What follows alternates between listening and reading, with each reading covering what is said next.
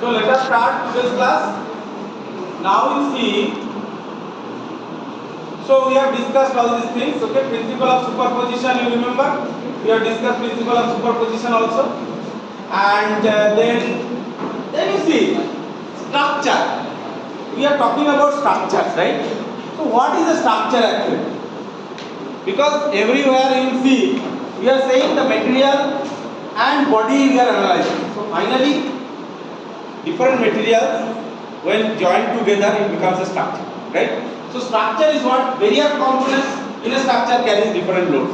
So you can see this skeleton is a typical kind of structure. Okay? So all the flesh is there and other things are there. Okay? Skeleton is a typical kind of structure. Okay? And it also requires some load carrying capacity.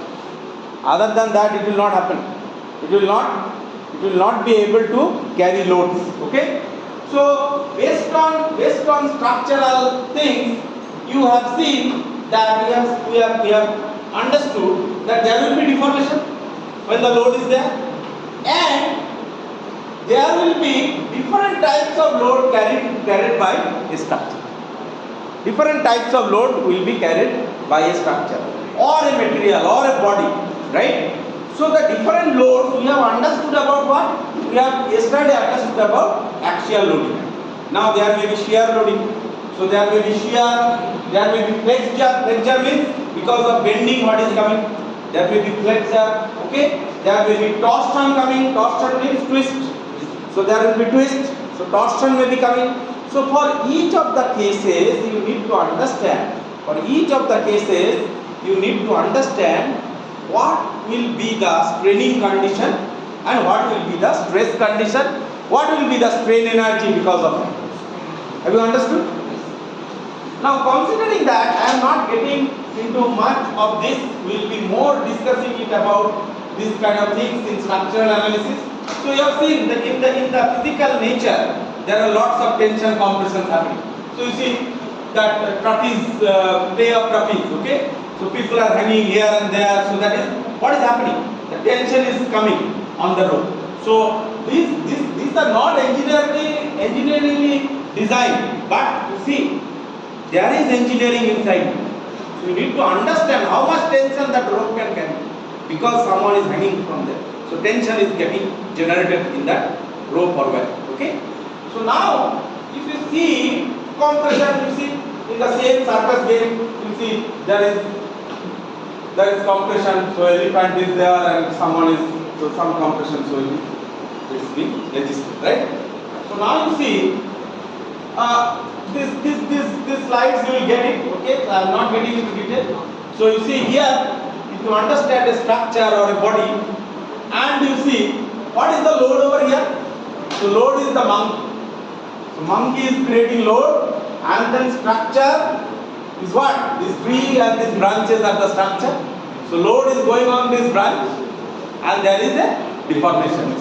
Initially this was like this, and monkey has gone to eat this fruit, so there is a deformation. Correct? So this is what is actually structure. This is what we need to study actually in strength of materials, in structural analysis. How much deformation will happen? How much deformation, what deformation should come so that monkey will not fall down. Okay? What should be the restricted deformation inside this structure or the branch so that that branch will not break? This is what is strength of materials. Isn't it? So there will be elastic property inside it. That's why you see when the monkey goes down or it comes back, then what happens? The branch goes up, right? So that is what is the elastic property. Got it? Is it clear? So now you see there will be bending, there will be tension at the top of the branch. So it is bending like this. So there will be tension coming over here, and in the bottom side what will be there? There will be compression. This is what is happening in a beam also. Correct? When you study a beam, it is exactly happening like this, right? Then there will be compression at the bottom of the branch. So there will be compression over here, bottom of the branch, and deformation, deflection maximum at the end of the branch where the monkey is. So basically a cantilever action. You remember the cantilever? Okay? So you hold a beam, you just load it, so there is a cantilever action. Deformation, if I put a load over here, the deformation will be maximum at the point load where I am putting. Correct? This is what is the thing you should try to understand. Right? So you see that understanding structure is not that way difficult. Understanding a structure is not that way difficult. You will have to understand one point, that whenever you are loading the structure, at that time there will be deformation coming inside the structure if we are considering that structure as a deformable body. If we consider it as a rigid body, then deformations will be not considered. Why it will not be considered? Because the rigidity of the structure will be too much. That means the modulus of rigidity or modulus of elasticity, everything will be too much. That's why the deformation will be negligible, and that's why there will not be any kind of deformation coming. Stress will be coming, but deformation will not be coming into the structure. Correct? So in a rigid body and elastic body, you have seen the difference, and now you know what are the different types of loads. I will come to these in a later stage. So you see the loads are different, like dead load, live load. Then you have superposition. You have understood about superposition principle. Now I will just go to the point. So these things already I have discussed. Okay. So tension, how tension is coming, how compression is coming. Okay. How compression failure will come. So if I take a column, let's say if I take a column and there is load coming from the top. So the column will be under compression. And because of this, there will be buckling coming. Okay? And if I have to restrict the buckling in such a way that column should not fail. Correct? So these are the point of consideration whatever we will be studying in this solid mechanics course gradually. Okay? Now going forward, I have told you, so see in your civil engineering structure you have cables. Cable straight bridge. Okay? Have you seen that Vidyasagar Setu? So Vidyasagar Setu, cable straight bridge, right? So what is that? So basically the load is being carried in terms of tension. Okay? So same concept is coming, that PL by AE will come into picture. You see, that is not different than that. And the same strain energy will be calculated. And it should not be strained up to such a level that it exceeds the tension carrying capacity of the cable. That is what is desired. Have you understood? So this is cable kind of structure where complete structure is under complete tension. Okay. Now arch. If I take the case of arch structure, have you seen? So in case of arch structure, you see these are the colossal arches. You see Roman structure and all, lots of arches you can see, right? So you see in case of arch structure, the loads are being carried in terms of compression. No tension comes. So you see the compression is coming. So compression, everywhere it is compression. Okay. So the compressive load then comes into it. Next you see truss-like structure. See, when you talk about truss, so truss, it's not that only in bridge you will get truss. You get industrial set, you get truss. So in truss-like structure, things always will come as tension or compression. There cannot be any bending, there cannot be any shear coming into truss-like structure. Okay, see, many interviews I have seen, people fail to tell what are the types of load, what are the types of stresses will be generated in a truss-like structure. Okay, so the answer will be tensile stress and compressive stress. Nothing, it cannot be any other. In a truss-like structure, there cannot be any shear, there cannot be any bending. Only tension will come and only compression. So if there is a tension and if there is a compression, then stress will be obviously tensile stress and compressive stress. It cannot come anything other than that. Okay. Now you see frames. So building frames, this is the building frame, right? So you have a beam, you have a column. So on the other side also there is a column, you cannot see it here, right? On the other side there is a column that is outside, okay? So you cannot see it. So there is this is actually a frame-like structure, and the load is coming from the roof, right? So what happens? So beams are carrying the load.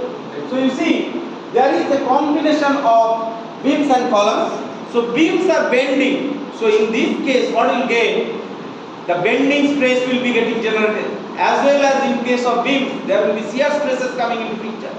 The columns will be under compression, as well as it will be bending or it will be buckling, right? So you will have to study how the column stress is coming, how the column stress is also getting generated, which we will be learning at the last stage of our strength of material course, where we will be learning about Euler's theory.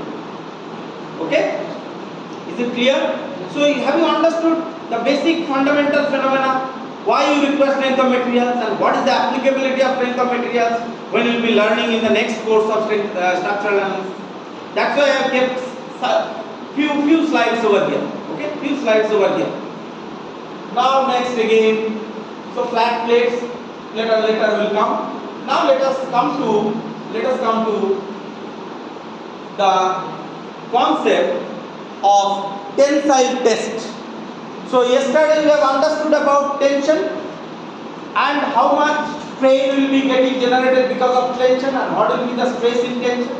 Now if I take a mild steel bar, okay, steel bar, okay, and it is of mild steel, and if we study the stress strain behavior of that bar, then I should be able to understand about different concepts about this stress.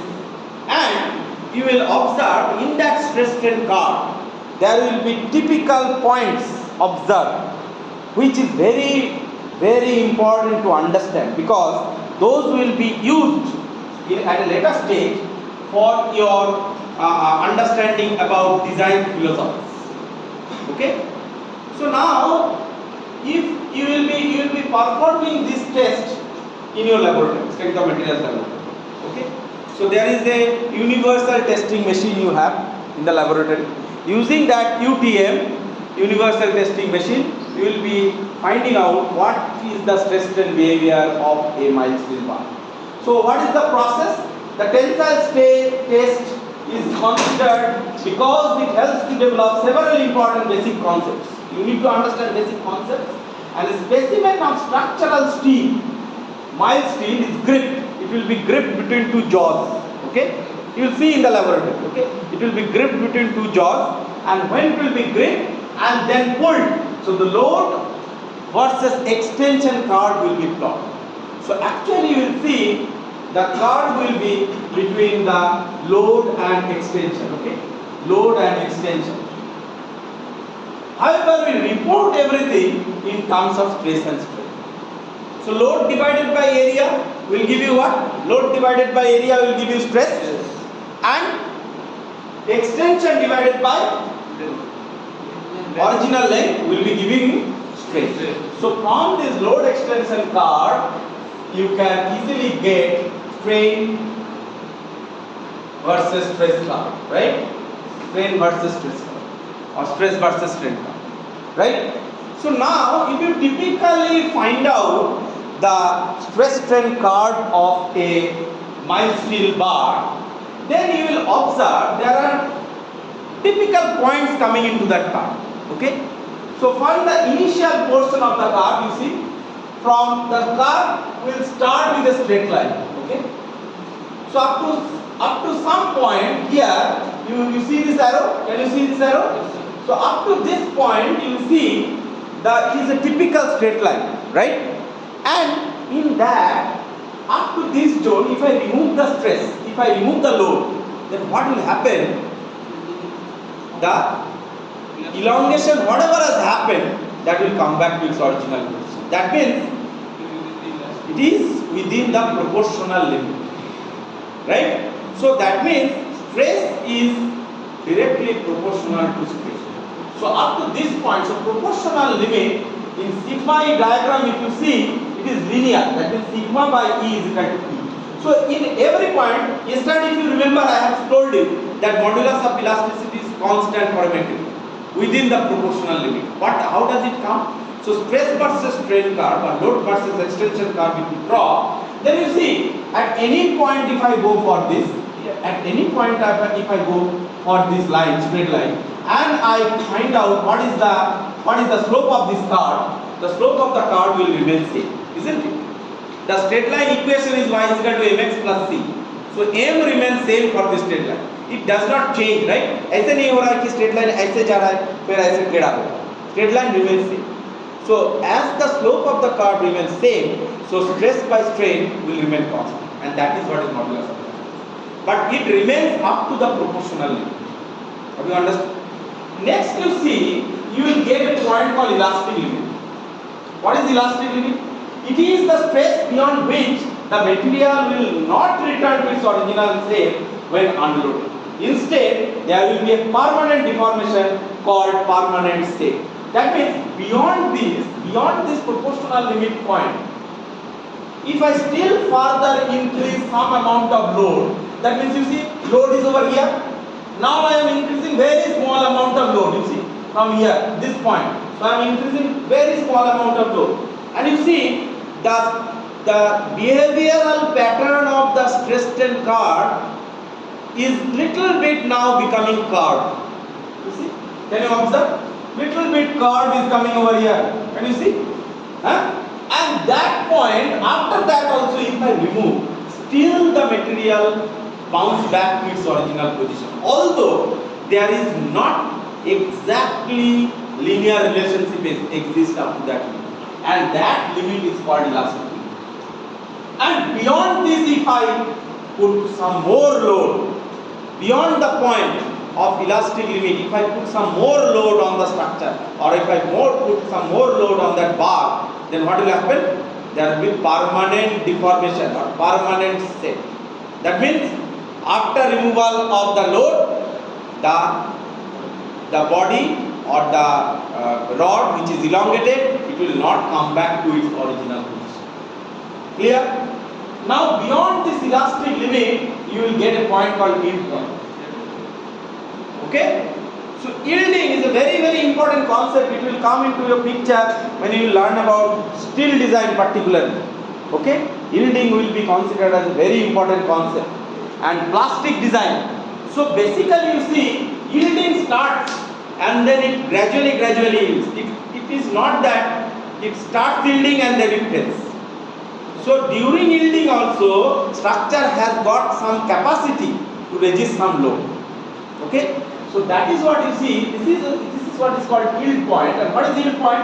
At this point, yield point is a particular point where you see there occurs an appreciable elongation or yielding of material without any increase in corresponding load. You can see from here to here there is an increase in load. From here to here there is some increase in load. But from here to here you see there is not appreciable increase in any load. However, the material starts yielding. Okay? So that means appreciable elongation or yielding of material without any increase in corresponding load. I am not increasing load, but you see there is a elongation happening. Okay? So the point beyond which you see, if I now not increase much load, then you see there will be a lot of elongation happening. Beyond this yield point, can you observe? See, from here to here, have you observed the load increase? कितना load increase कर दिया? And beyond this, you see यहाँ से यहाँ कितना load increase? So beyond this yield point, if it is this is the yield point. So from here to this point, you see the load amount is this much. However, you see appreciable extension has happened beyond the yield point. Correct? And this is what is happening after the yielding. Got it? Got my point? Is it clear? So this is what is very, very important. So this point is prominent only in structural steel. And this yielding phenomena, why you study mild steel actually? If you will observe, this phenomena is very, very prominent in case of mild steel.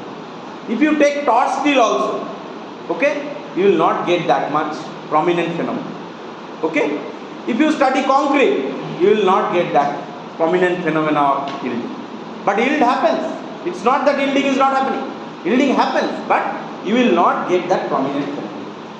Okay? I will come to that. How do you define the yield point of concrete and other materials? Okay? That is another one important concept which is called proof stress. We'll understand that. Next slide I have. Okay. Now you see, again I have kept this here over there. So what is the yield strength?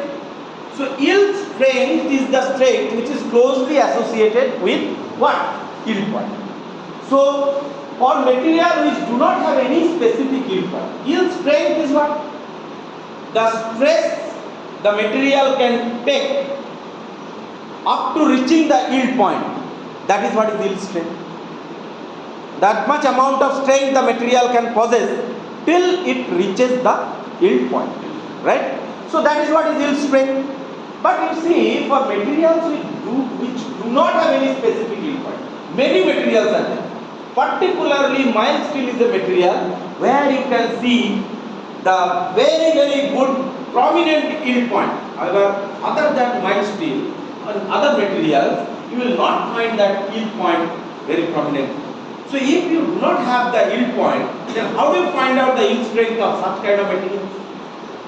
So the finding out yield point for such kind of materials, this is very important, okay? So yield strength is determined by offset method. There is a method called offset method, and using the offset method you can find out the yield strength of such materials. And what is that offset method? It's very simple. You see, if I take any material which is behaving in this manner, right? So this is my stress, this is my strain, and you see here the curve is something like this. Can you observe this curve? So this curve, you see, you do not have a prominent point which can be defined as a yield point. So how do I find out the yield point? The finding out of yield point is very simple. I take, see, some portion of this curve will be straight line, right? So I will consider this straight portion of the curve and I will draw a parallel line to it. Okay? And corresponding to that parallel line where it cuts this curve, I will put a point over here and I drop a straight line from there or perpendicular from there on the stress line. So I will get a stress point. Okay? And this will be actually my proof stress. And that will give me the yield point, tentative yield point of the structure. Have you understood? So that is what is being written. So generally this point, this line is drawn at a strain of 0.002. Strain, not elongation. Strain of 0.002. So please understand this point here very clearly. 0.2% strain means 0.2 by 100. 0.2% strain means the value of strain is equal to 0.2 divided by 100, that means 0.00. Okay? So it is the stress strain curve to an arbitrary strain, generally 0.002 or 0.2% strain. So the intersection of this line with the sigma E curve shows the yield strength, and that is actually called, in other terms, called proof stress. This is a very important concept of proof stress. You will be learning another one subject, you will be studying another one subject in your higher semester called pre-stressed concrete. Okay, in that pre-stressed concrete, this proof stress concept will come into picture, because you will see in case of pre-stressing or pre-stressed concrete, the steel we use, they are not like these bars. They are high strength wires. Okay, high strength steel wires, thin wires. Okay, and those kind of wires does not possess a particular yield point. Rather, it possesses a point which can be found out using this proof stress concept. The proof stress concept will come very important over there. As well as when you will be understanding your steel design subject, then also this proof stress concept will come. Is it clear? Now you see, this is the concept ultimate strength. What is the ultimate strength of a material? Ultimate strength of a material is the highest coordinate on the stress strain curve. If you find out the stress strain curve or load extension curve, you will typically find out this kind of behavior. Okay? And in this kind of behavior, you will find a typical highest point in the stress strain curve. Load extension curve also same thing will come. Okay? Typical highest point. And you see, very less increase of load, and beyond yielding, there is huge amount of strain happening. Have you observed?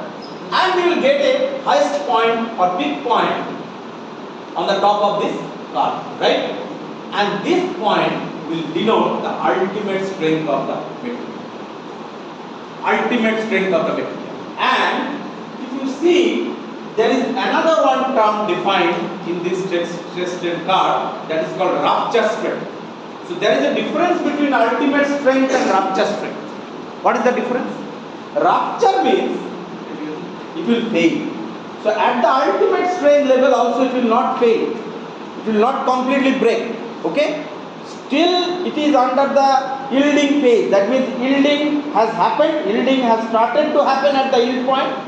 Then gradually material is yielding, and then it will reach a stage of ultimate strength. Okay? And beyond that, you see, you cannot increase any load. Without the loading also, it is just falling. Okay? And it will break at a particular point called rupture strength. Okay?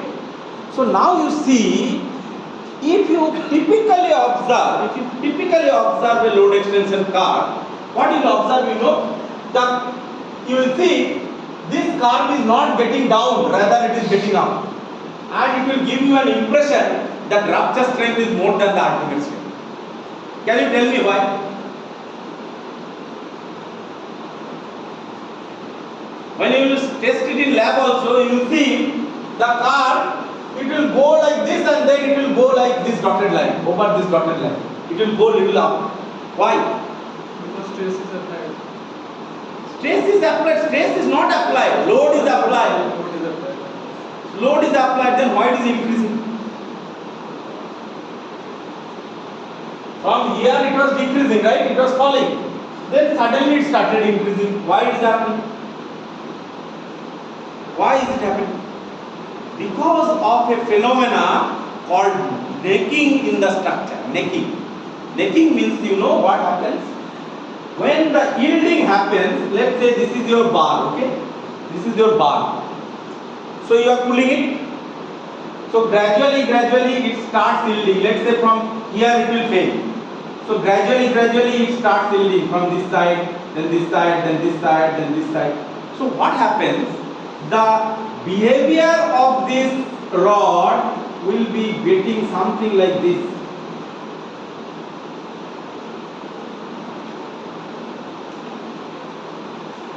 The area of cross section over here and area of cross section over here will change.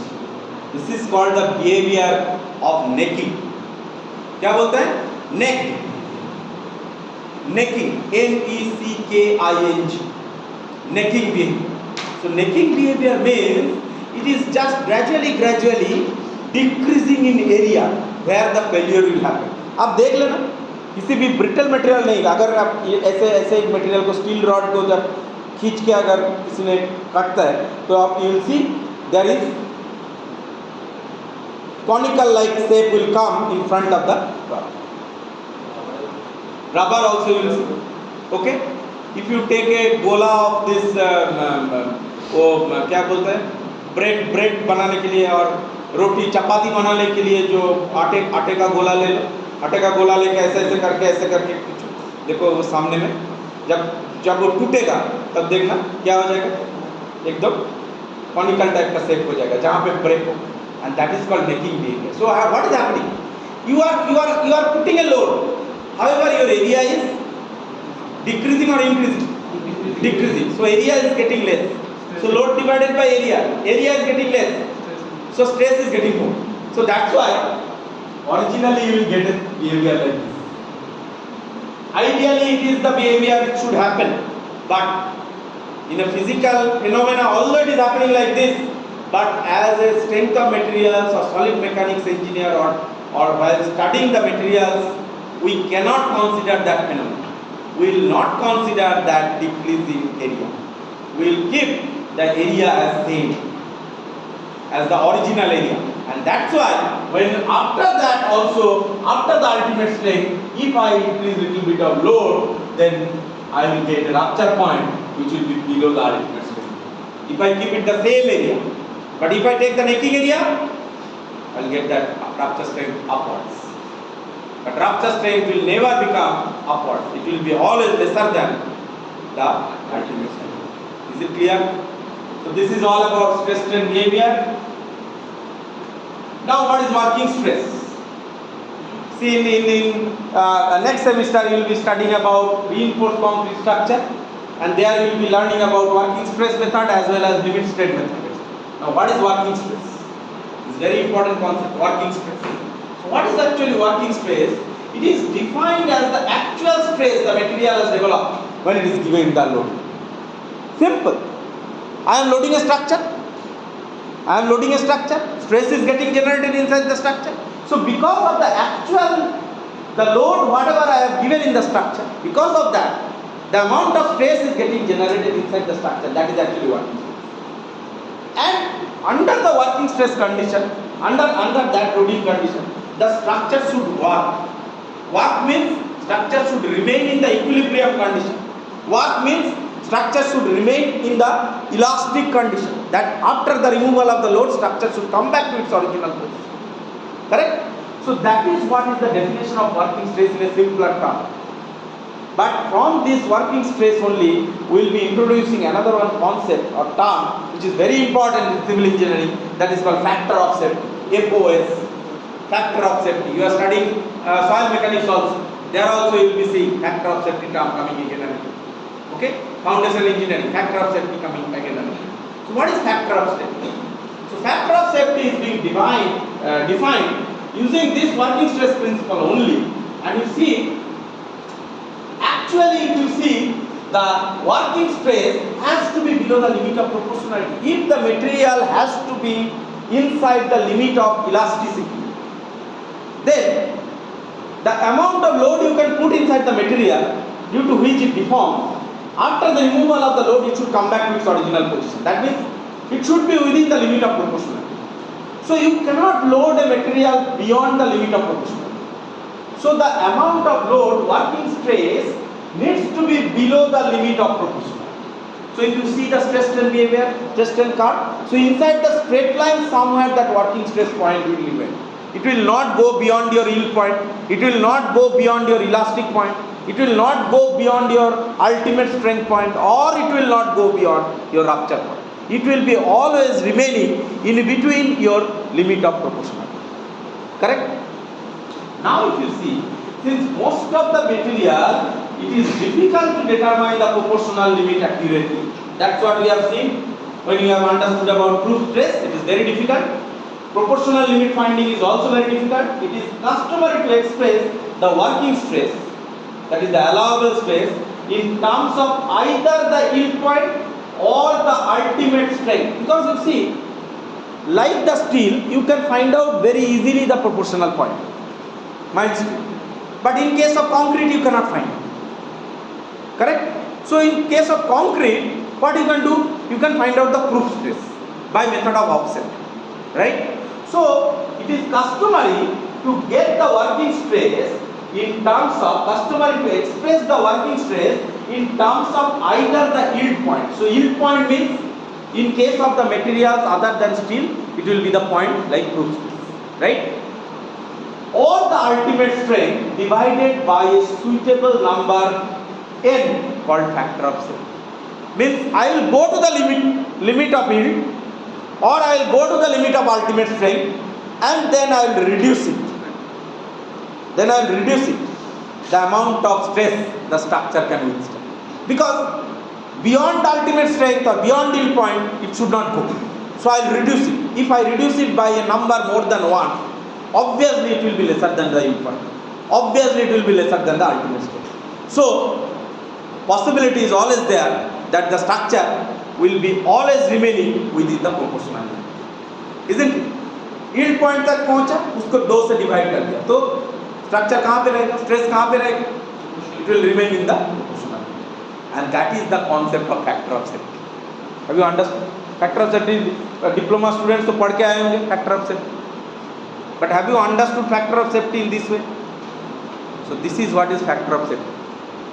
Please go through these slides, okay, and you will learn it. I'll share it. Okay, everything will be shared. आज नहीं तो कल सुबह share कर दूँगा. The value of n depends on, so this factor of safety n, there is a dependency of the n. So it will depend on various kinds of things. I have mentioned that in RCC design you will be studying about limit state method of design. So if you are designing a structure using working stress method of design, then factor of safety will be different.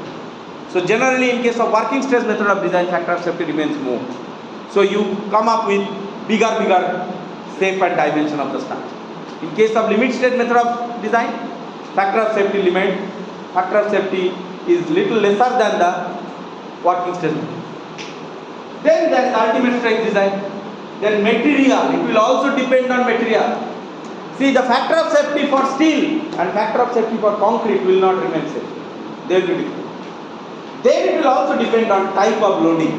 The factor of safety in case of static kind of loading will be lesser. However, dynamic loading like the earthquake loading or wind loading, where the probability of occurrence is not sure, or the type of load expected is not, you are not sure about the expected load, at that time you will have to put more factor of safety into the structure. Okay, so factor of safety will be more in case of dynamic kind of. Is it clear? Have you understood what is working stress? How can you get the working stress? From the allowable stress. Allowable stress divided by factor of safety. Allowable stress can go up to what? It can go up to yield point, or it can go up to ultimate strength. But you will have to divide with the whole number. So it should be more than 1. Right? Then only it will reduce to the proportional limit. Why you are doing it? Because we cannot define in most of the material cases the exact proportional limit. We can get the yield point or the ultimate strength point by some roundabout method like the offset. Is it clear? Follow. Any question? The deformation is the same. Deformation? After it crosses the yield point, deformation will be there. Yes, deformation will be there. After it crosses the yield point, deformation will be there. Obviously. After it crosses the yield point, deformation will be there. But what you are doing? You are dividing by a safety factor. So you are limiting the stress up to that limit. So when you will be designing your structure, you will not allow the structure to go beyond that stress limit. So that means structure will be remaining inside the proportional limit. Have you understood? Clear? So I think I stop here today. Already 10:55. And next class we will discuss